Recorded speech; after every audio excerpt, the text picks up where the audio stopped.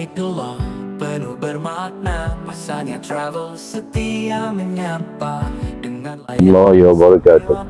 Terima kasih banyak-banyak kepada Masania Travel. Apa yang kita dapat daripada perkhidmatan oleh Masania Travel, pertama kali urusan masa menaikkan kapal terbang di KLI jalan dengan lancar. Kemudian ada bimbingan daripada pengurusan dengan baik, tidak menjadi satu permasalahan kepada anak-anak buah yang mengikuti Masania Travel. Setelah naik flight mas di Kuala Lumpur, kami ditempatkan di dalam kapal terbang pada kedudukan yang sesuai.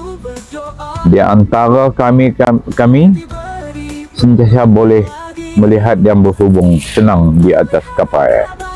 Setelah kami mendarat di Jeddah, pengurusan pihak Masania mengambil berat dalam pengurusan untuk kami bagi urusan checking pasport, checking ambil barang, semua berjalan dengan lancar.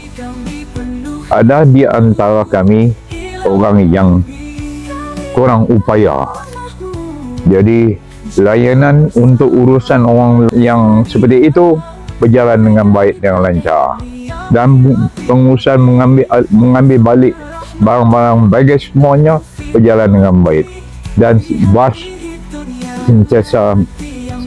sentiasa menunggu untuk ambil untuk kami bergerak ke Mekah. Dalam perjalanan kami pergi ke Mekah, kami dapat perhatian dan pengurusan yang baik daripada Masania Travel, sehinggalah sampai ke hotel. Di hotel kami tak tunggu lama, kami dapat masuk ke dalam bilik masing-masing dengan segera, dan diberi peluang kami untuk bersiap sedia bagi mengerjakan umrah. Kemudian Ustaz Amir kami telah memberi taklimat apa-apa tindakan yang perlu dibuat masa umrah. Semuanya berjalan dengan lancar. Bagi kami, bahasa puas hati di atas pengurusan yang sampai ke di Masjidil Haram. Kami dapat mengerjakan umrah nombor pertama, nombor kedua, nombor ketiga dengan sempurna. Semuanya berjalan dengan baik. Tidak ada yang bermasalah. Semuanya kami dapat kerjasama daripada pihak pengurusan. Kami bagi pangkat A+ untuk pengurusan Masania.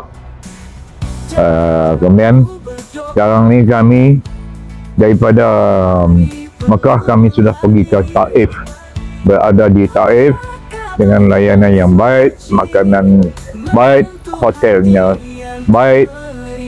Jadi syukur alhamdulillah. Sesungguhnya apa yang kami dapat adalah berkat doa daripada pengurusan Masania dan juga kami. Alhamdulillah. Syukur alhamdulillah. Assalamualaikum warahmatullahi wabarakatuh.